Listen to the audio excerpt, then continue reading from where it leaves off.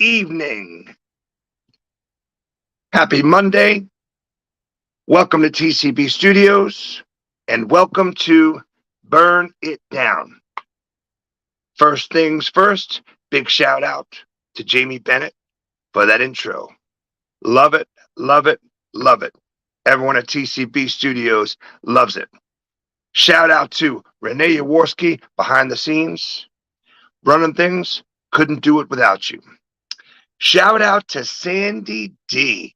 Love all the things you do behind the scenes and your promotions and you promoting our show and everyone else on CCTV.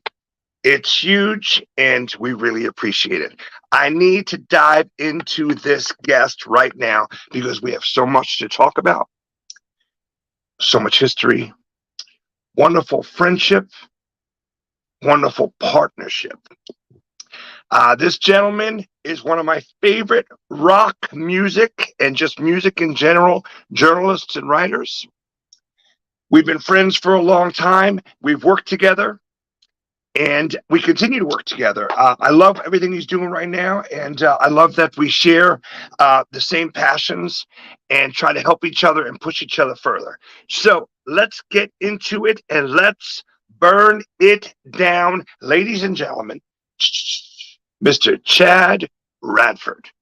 Hey, how's it going? What? How are you, my friend? You looking good? Thanks. You're looking good as well. I have a question for you. So Yes. The show is called Burn It Down. Yes. Do you know this record by the Suicide Commandos? Yes, I do. Yeah, there's a really great song on here called Burn It Down, which is the second to the last song on side B. And this I always hear that song in my head when I hear you talking about Burn It Down. Well, that is wild. I know that record, and I'm going to share it with our viewers after the show. Clearly, I came up with the idea for the show for Burn It Down because my own band that you have a big history with, Western Motel, our biggest hit is a song called Burn It Down. Right. And when I first started the show, I thought about maybe playing the song or having the song playing, and then we'd get into it. And then things change, the evolution of the show, the ideas of the show. And I was like, wait a minute, this whole show is about talking, me and friends that I've worked with, like you and I, and just dive right into it. And no, it's just about burning it down, cutting down all the bull malarkey, and just get right into it. And also cut out and burn down all the toxicity and the cancers and just get into good, positive stuff and sharing what influences us and what builds us up and also what we're working on, like our passions and what's next. So I can tell people about what you're doing. Sounds awesome. It is awesome. And I know you choose awesome. And we've done several interviews together. I'll share this with our viewers. Thank you everyone for watching tonight. Chad Radford had a record label that was wonderful called Ponce De Leon Records. And he put out the first Western Motel 7-inch. And we've been great friends. We were great friends before then. Certainly even closer friends since. But your belief in me, that did so much for me because people dug it.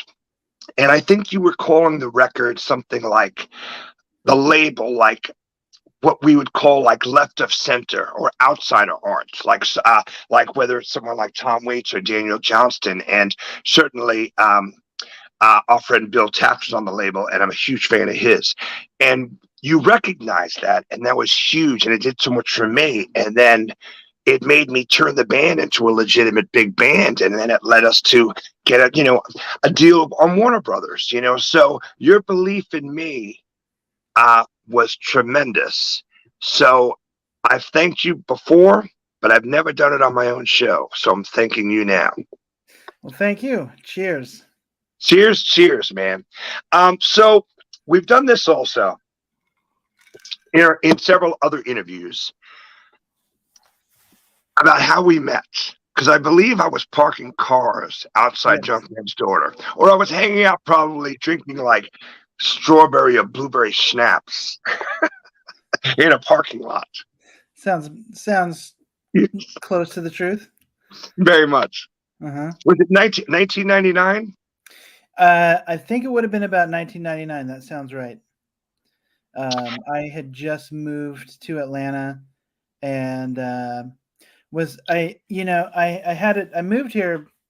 Never been here before. I had a job interview at CNN, Right. and was kind of banking on getting that job, and I didn't get that job, and so I had kind of just scrambled. But I mean, back then I was fresh out of college. I had a degree in journalism from the University of Iowa. Ended up here in a very long way, or a long twisted. It's a long twisted story. We'll put it at that. Hmm. So I was just desperate for work, and in between freelance writing gigs that paid like $25 a pop, uh, I started working at Junkman's Daughter, and you were in the parking lot. And I met Gary Oxton because he was married to Suzanne at the time, Hmm. who worked at Junkman's Daughter. And it's kind of like eBay was kind of a newish thing back then. Yes. Hmm. And Gary and I would talk about buying records on eBay, and I remember having conversations where I was like, "How much should I pay for this?" And he would, well, how much is it worth to you? I'm like, no, Right. that's not the right answer. Like, I feel like Right. if Like I that pay, Suicide Commandos record might be $60 now. it's true. You know. Although You know. mine's a little water damaged. I went with James Joyce. I think we were in Los Angeles, and Yeah. he found the Suicide Commandos record for really cheap. I could be wrong about that. He could have found it somewhere else. I know that he found it for really cheap, and I had not heard of it. And Yeah. he was pushing it on me and pushing on me, and then it showed up at Low Yo-Yo. And Shout out to James Joyce, one yeah, of my partners, and he's become a great friend on Three on the Ones and Twos. I was doing a job for NBC, building a studio for them in San Diego a few years ago, and he happened to be popping through, and he stayed with me. And clearly, I'm so much closer to him now. But it's so wild how the whole world works. And then maybe he was in LA. Maybe that's when he was meeting up with you, or that was recently you met up with him in LA, I guess. yeah, Yeah, it's all a blur. But it, anyway, it is. I ended up paying for that record what you should pay for that record. Maybe I got it on the slightly cheaper side because it's a Right. little water damaged. Mm-hmm.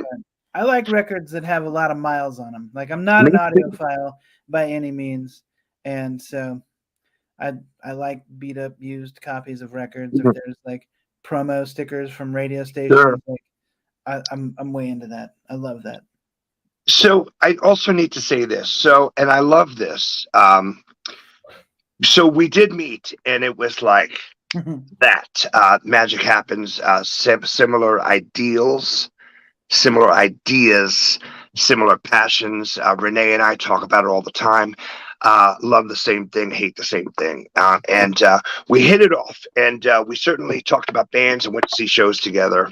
And I knew your story, and I always try to tell people when I'm the one being interviewed about my career, about what I've done as a musician. I'm like, well, my brother's a writer. He was a musician before he was a writer. I'm a musician. I've written books, but I will tell you this: it can be a very lonely and depressing and a broke life. So you really better love doing this, because you're right. You'd write like this 3-page piece on a band, and if you're lucky, if you're getting like $40 for it. Yeah, I mean, it's a little different now. It's there are far fewer publications out there that will pay you. There's a whole lot that would let you write for them for free. That's Sure. the free and freelance. Right.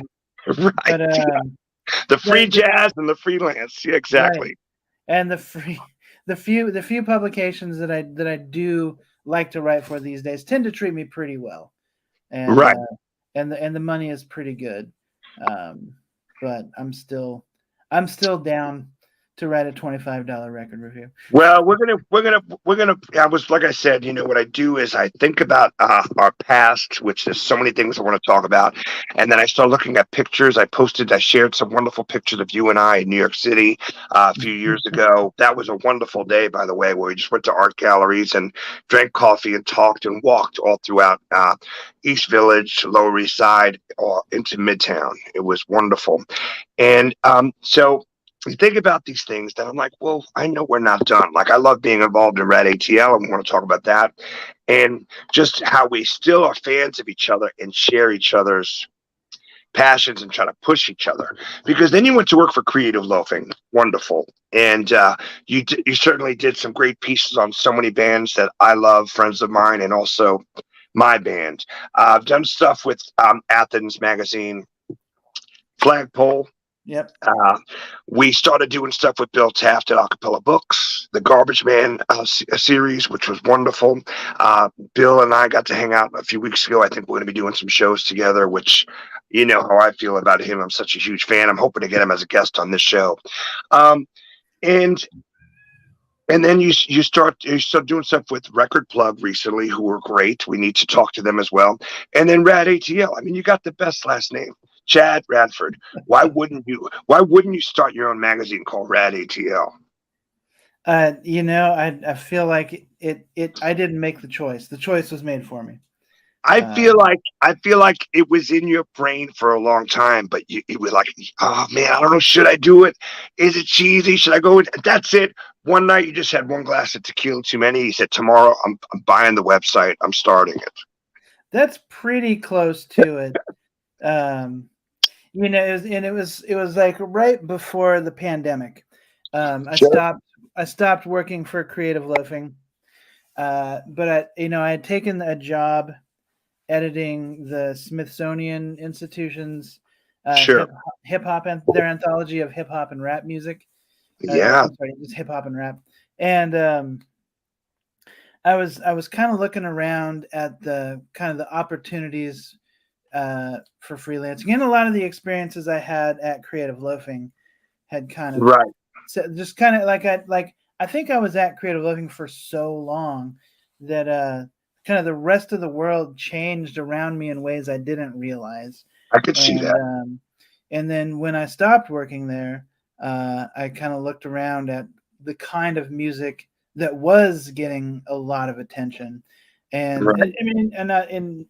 I mean, not to mince words, it's all garbage. You know, it No, seems like I agree. in Yeah. it's like everything that I grew up and was taught, or that I just sort of like everything that forced me into punk rock as a teenager was now in the driver's seat. And even like the quote unquote cool kids were Right. into like terrible music. But everywhere I look, and that's who, like, if I wanted to write about something, like the kind of stories that were being sort of dangled in front of me by paying publications, it was nothing that I had any interest in. And for years at Creative Loafing, I wrote about a lot of music that I really had zero interest in, Sure.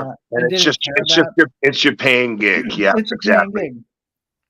And I thought, you know, I got into writing because I first of all because I love it. I do it for me, and it's sort of, I don't know what else I would do if I wasn't doing it. Um, That's exactly how I feel but about songwriting. I always wanted to, uh, I wanted to find stuff that like legitimately spoke to me and was good, and it didn't matter if it was like gonna sell a lot of beer the next time Right, it right. came to town. And I sort of, I thought, I mean, that's kind of my calling. Like, it's not to write about like the latest like TikTok artist that has like You're so a good at dance move or something like yeah, that. But increasingly, I was finding that's what people wanted to pay for, was just right. bullshit. And Yeah. so I thought, okay, if I'm gonna continue writing, I'm just gonna have to start my own website. I You know, love it.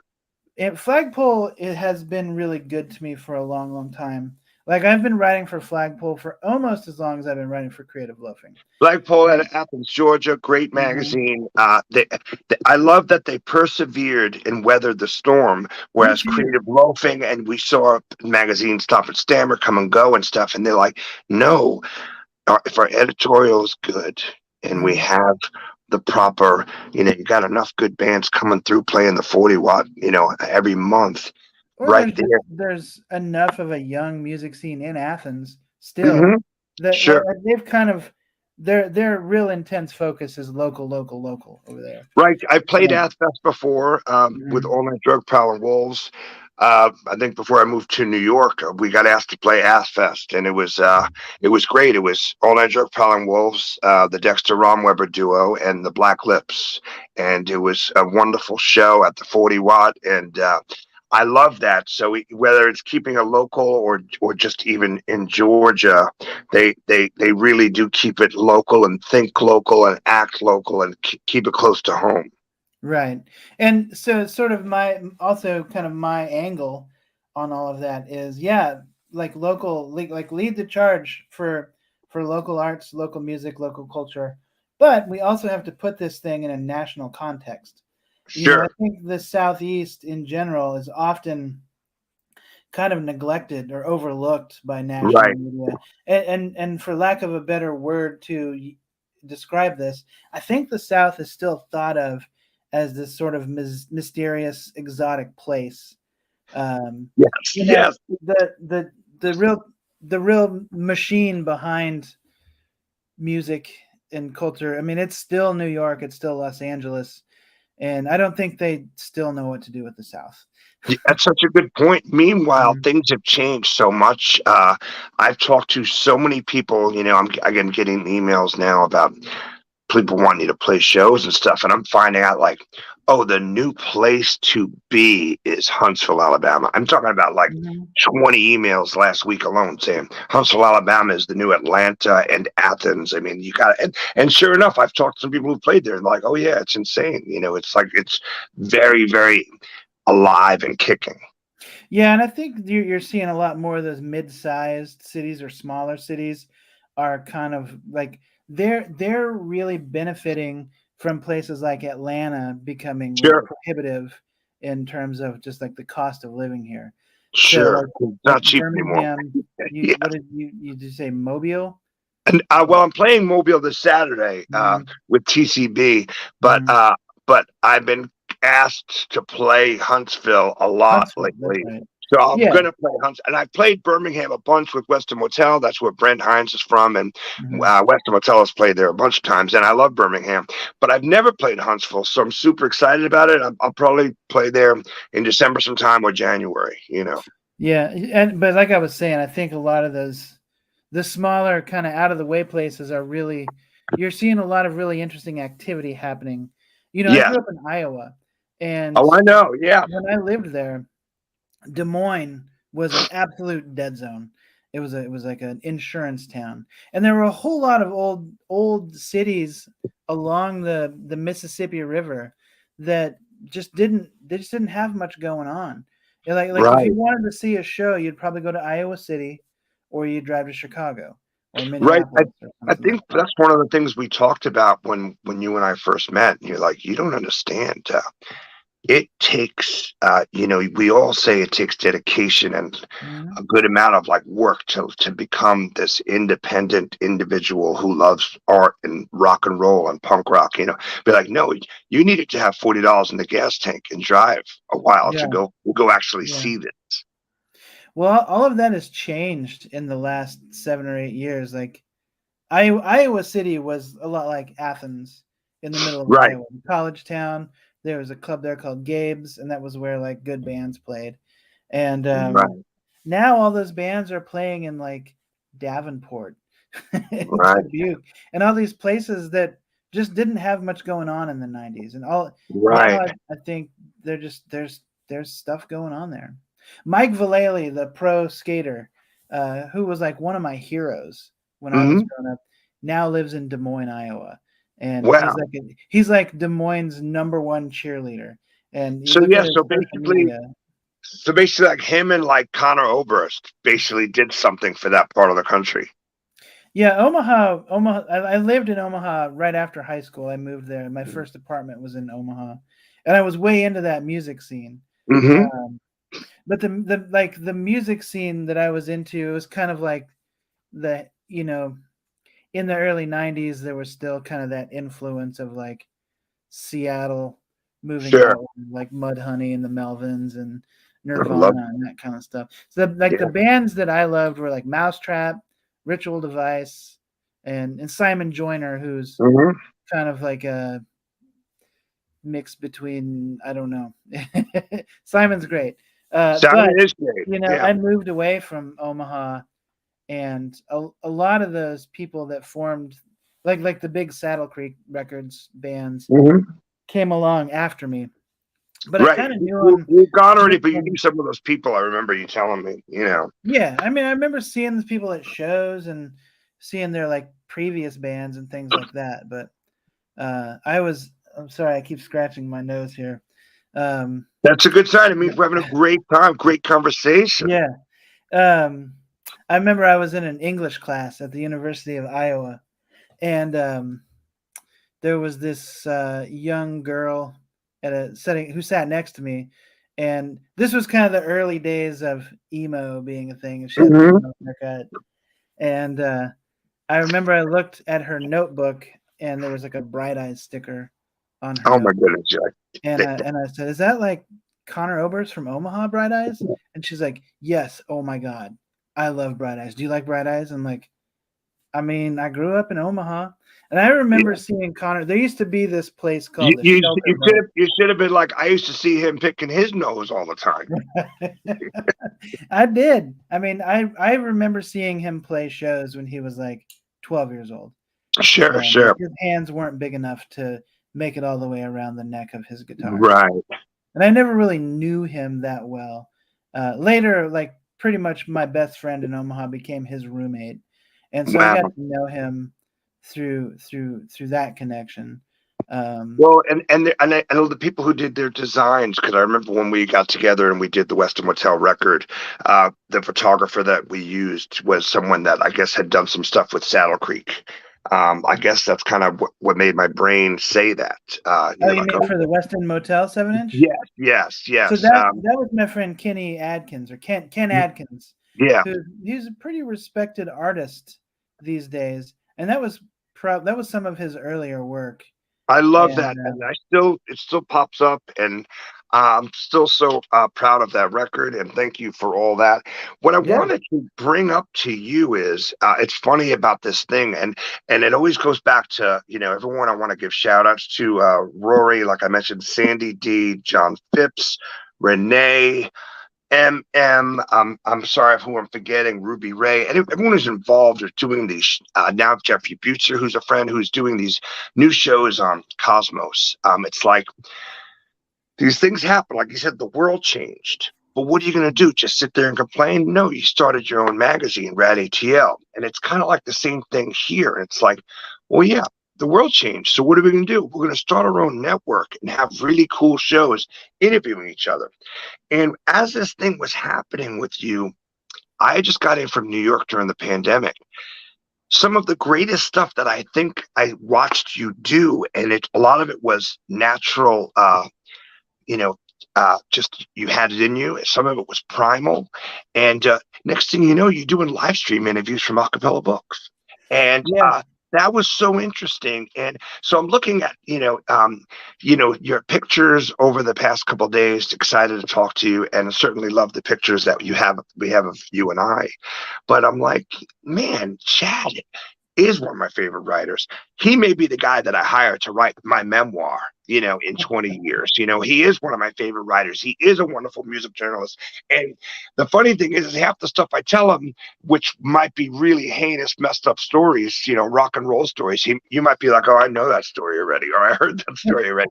But I super was proud. there that night. Yeah, I saw you do that, and you didn't vomit. But the thing is it's like we're texting today, and I'm like, I'm super excited for you to meet Renee. Super excited to have you on the show. And you're like, yeah, well, I'm doing an interview with Bob Mould. I'll be free at this time. And I was like, go, Chad. I love it. And I'm a huge Bob Mould fan. I'm a huge John Worcester fan, his drummer. I've been listening to a bunch of interviews with him lately. And I just want to say I love all that. Like, I'm super just stoked about all these cool interviews that you've done. Hmm. Thank you. That's awesome. Um, What was you one of know, your the favorites? What was one of your favorites over the lockdown? Because you did some really cool ones. over the lockdown, it was really interesting. The acapella books thing came up, and those are there's a lot of people who come from a musical background that are writing books, and now they've got to sell them, and they Yeah. can't go on tour to do like signing events or anything like that. So the Zoom thing really worked out. One. There was a bit of a learning curve there. I mean, it's like I've done a lot of interviews in my life, and I like to think I've got kind of a conversational sort of style where I can Right. kind of get information out of people, and they don't even realize that they're being interviewed. Sure. Um, and doing it over Zoom, it's sort of there was like I look at some of those interviews now. The Chris France one from the Talking Heads, like that, it was an honor to talk with him. I don't think I One. did a very good job, um, but I did it, and the content is there. Like it's if you've Right. got And the patience to sift through it. Whereas Billy Bragg, like that man is a total pro, and when I yeah. interviewed him, it was just like he almost guided me, and and then there was Lenny Kaye, and he was just such a sweetheart and so nice to talk to that it was just kind of like there was no stress there. All three of Right. those were great. I They were love great for that. me. I love that. And, it's such a funny thing because, as artists and stuff, you don't want to like be like, oh man, like after I did this great interview and we really got to this, and I'm talking to this guy about early Talking Heads about how rough David Byrne was to deal with in the early days or something like that. And it's like, Yeah. but at the end of this thing, I actually do want to get a picture with him, and so Oh yeah. I'm looking at your photos on Facebook, and I'm like, oh yeah, I forgot that he interviewed so and so, and then and then I saw that. Oh, what interview was it? Well, I think I was looking at a picture of you and Jim Jarmusch, and Jim Jarmusch comes up a lot on my show Yeah. because well, one, I met him uh, I met him well actually I met him like by accident. I was just with a friend at the Jersey Shore, and Hmm. we were just having coffee. And I said to her, I go, that's Jim Jarmusch. And she goes, do you think? I go, do I think? I was like, there's only one man in the world who looks like Jim Jarmusch. And Yeah. my beard at the time was really long, and I don't know if he thought I was somebody else. But we Right. walked by. We walked by, and he goes, hey man, how you doing, man? And he started talking to me. And so Hmm. we stopped, and she was like, I guess it is. I guess it is Jim Jarmusch, whatever. And we're chatting. And he was with this old man, and they're just like smoking cigarettes and drinking coffee and stuff. And we're just chatting, and then I just busted out laughing. I was like, man, I think you think of somebody else, but I'm a writer. I'm in South Cheshire, and just wanted to say thanks for doing what you do, like like that, whatever. And he was super cool, And so I was like, we got to go. We're going to the show at the Stone Pony, and I was like, by the way, what are you doing here? And he looks like both ways, and he goes, man, I've come here to hide. Because I don't want to be recognized. Yeah, exactly. Yeah, Yeah. But I have three things to say on the yeah. topic of Jim Jarmusch. Mm-hmm. Um, that photo that you see online of me and Jim Jarmusch was taken at the Big Ears Festival in Knoxville. His band Mm-hmm. Squirrel was playing there, I love Squirrel. and yeah, after the show, I think that was actually when Joseph von Wissem, who was in Squirrel, did like a solo lute performance, and Jim was there to watch it, and I wasn't gonna harass him. I saw a lot of people that were trying to like get a photo with Jim Jarmusch. I was like, I'm Right. not gonna harass this guy. I respect him too much. I love Down by Law. The Mm-hmm. Only Lovers Left Alive is like amazing. Mm-hmm. I just don't want to. I don't want to like harass this guy. And this girl that I had no idea who she was. She says, "Will you take my picture with Jim?" And I'm like, "Yeah, sure." And so I took the photo of her with Jim, and then he's like, "You want your picture?" I'm like, "Yeah, of course." And Yeah. and so we posed for the photo, and like we took the picture. And he's like, "Do you know this girl?" I'm like, "No, I don't." He's like, "Okay. Do you know where I can get something to eat?" Like, Yeah. I can Yeah. He's recommend. cool. And yeah, so we just kind of shot the shit for a few minutes, and it was sort of like you. I sort of feel like he thought maybe he knew me, Sure. um, but I think when you're kind of famous on that level, you've probably met so many people I this is the believe that as second well, thing I but wanted to also say. it's a certain Mm, confidence as a yeah, writer, or like you know, I basically wasn't prepared to talk to him either. So I was just yeah, like, hey, man, I think, I just want to say thanks for mhm, doing what you do, which I really dig. And I mentioned this in an interview with someone a few weeks back that I heard him say, someone asked him about him being a professional filmmaker, and he said, um, not one of my films has made money. So he goes, so I can't consider myself a professional filmmaker. He goes, I consider myself a very serious hobbyist. And so I was like, wow, well, wow, if he can't consider himself a professional filmmaker, I cannot consider myself a professional musician. That being said, I know he has investors and he gets grants and he does his films. And I'm yeah, like, last week it was 111 degrees and I was emptying out a box truck. I'm sure he wasn't doing that. sure, yeah, yeah, Like he's done all right, But yeah. but I love Well, well, his level of where he's at. yeah. The third thing, like while we're here in this conversation, is I did an interview with John Lurie for Yes, Capella Books, that was my and favorite one. That's the one I wanted to talk about because I know they used to so be great friends in the Lounge Lizards. Yes. so that one, that was one of the only ones where beforehand, like the whoever was doing publicity for him was really heavy handed, and they put the fear into me. It was like, do not talk about Tom Waits, and Yep. do not talk about Jim Jarmusch. If you go there, he will hang up on you immediately. Right. And I'm Yeah. like, really? It's like that. And so I wrote out my questions, and I was like, all right, well, we can have this conversation and not talk about Tom Waits and Right. not talk about Jim Jarmusch. And during that's one of the also one of like there's only like a handful of those interviews that I did where I could actually see the comments Hmm. that people were watching, and that was the most well attended one that I did. Yeah. Well, I he's think at such an one point interesting there was guy, like and now he's 17. got a show on. I think he's got a show on HBO about Yeah, there painting was with like John. He used to have fishing 1,700 with John. people watching, and Wow.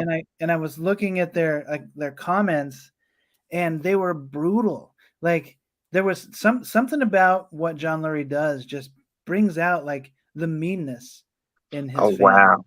and Interesting. they were attacking me. Like I was watching them like this What? quaint Southern shit doesn't play in New York. And Oh my I'm trying to goodness. ignore it and trying to keep the conversation going. And I kind of feel like it's sort of like it took the wind out of my sails a little bit. Like I kind of Oh wish I man, wasn't looking you at that. can't let that. But then I mean, even at the end of the interview, he was like, let's go private. And I was like, yes, let's do that. that is And good for you and and good we for him for doing that. yeah, and we switched off, and it was just me and him. And and he was like, where does this negativity come from? And I'm He like, does man, have a I don't strange way know. about him. He's, I love him, and I love the Lounge Lizards, and I loved him in Mhm. Down by Law. And you want him to be successful, but he might have a chip on his shoulder. Certainly, that Jim and I Tom have think done way earlier in better life than he him. did. Yeah, and then also he's not a healthy man, so who knows what kind of meds he's on. And it isn't our Mhm. job to figure that out. I know that I No, appreciate everything he's done. I was listening to the Lounge Lizards last week while I was working in the studio. Um, I love everything that you're doing, and thank you for letting me be a part of it. And even just being, yeah. I tell people that I work for RAD ATL. I go, I work for RAD ATL, and they're like, "What does that mean?" I go, "Anything Chad does, he sends it to me, and I just share it. I help push it, And push that." you've done some interviews for RAD ATL. I have, and I will continue to do that. And we should talk and go get a coffee and really talk about maybe you doing the T. Chesh memoir, in 10 or 15 years. My story certainly isn't over yet. We're No. growing even with this show. I wanted to give a shout out to Kelly and Michelle and Death Pickles and Kelly Hester for the interview we did last week because we got a lot of wonderful comments about that episode. And Kelly's quickly become one of my favorite people. But I just love doing all this stuff with you. And I wanted to continue. And I want to give a shout out to Rory Penland, who's going to be proud of me that I've gone overboard. I've gone overtime because we're supposed to be over by 9:30, but it's my show. I could do whatever I want. Yeah. Maybe we could get together and talk about some future projects and maybe even talk a little about this Rent Boys reunion I'm doing, and anything else, man. I just want to have coffee with you once a month and help you push RAD ATL because I absolutely love it. I'm down. And for the longest time, like there were only there were scant few coffee shops in this town, like Yeah, two, three. Maybe Aurora Coffee in right. Little Five Points will always be the king.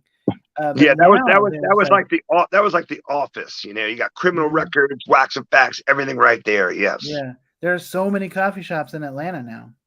I They're know. everywhere. They're I know. everywhere. I went to a new one.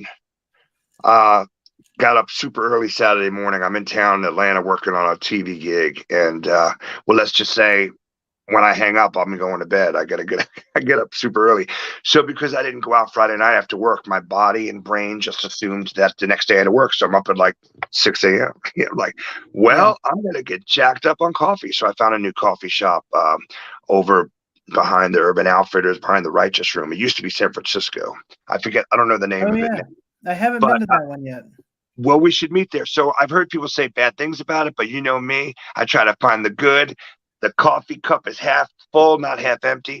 And I went and got two. I mean, I was there for a couple hours and it was wonderful. So let me tell you that it's almost like a recurring theme in my life when I hear people talk trash about a band, a coffee Yeah, shop, a restaurant. I go there immediately because I sure. don't Yeah. I don't believe these people. Yeah. I have a, I think a long time ago, in most people's lives, they were really rewarded for negativity mhm. on Yeah. some level, I, and I've been to shows where I was like having that moment where it's like the air is being sucked out of the room. I'm watching this oh my amazing goodness. performance, Yeah. and then We, I'll be like, "Fuck, that was such a great show," right. the first person I encounter, they're like, "That sucked. Yeah. The the We call the, them, the we call drum them sound punishers. sounded Yeah. terrible," and I'm just We like, call them, yeah. We call them punishers or fun extinguishers. Like they walked in the room and just sprayed the place with an extinguisher and sprayed out all the fun. "Yeah, totally." I know the trope. Well, Um, another one of my biggest pet peeves in this world is in this life is when someone doesn't have a plan B or plan C. Like for instance, we're working on a project, me, you, and one other person, and I go, let's do this, and let's have the album cover and the book be this. And you say I like that, but let's do this. But someone goes, I don't like it. I go, that's fine. What's your suggestion? I don't have a suggestion. I just don't like it. No, help me out here. If you don't like it, that's fine. But tell me what you think works. right. Because negativity is contagious, just like choosing awesome, and positivity is contagious. So why we try to push the good stuff? Yeah. Yeah, and sometimes when I feel myself drifting in that negative direction and I say Yeah. that, and then somebody shuts me down with a positive comment, I'm like, "Man, why did I do that?" Well, listen, we also are human and imperfect. Right. And man, man, thank you for being my friend. Thank you for being on the show.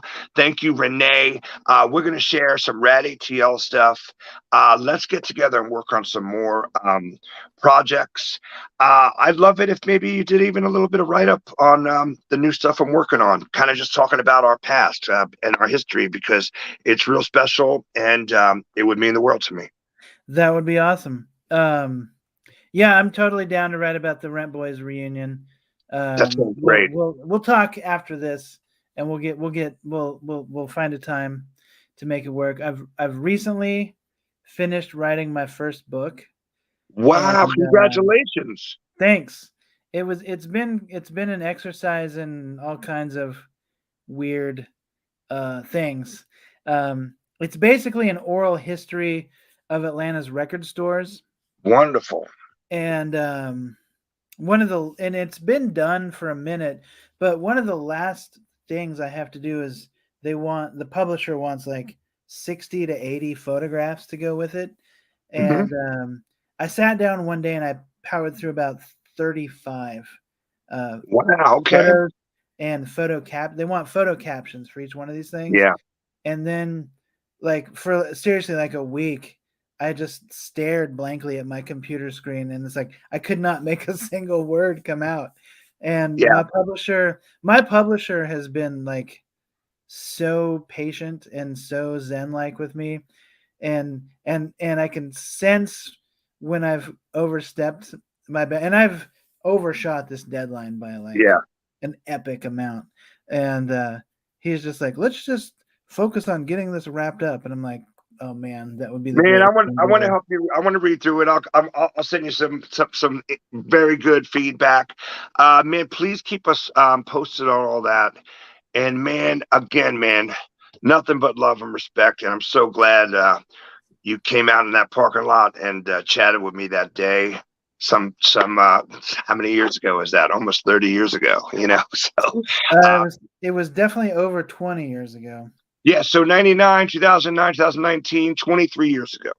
Mhm. I'll take it. One thing I'm not that good at is math.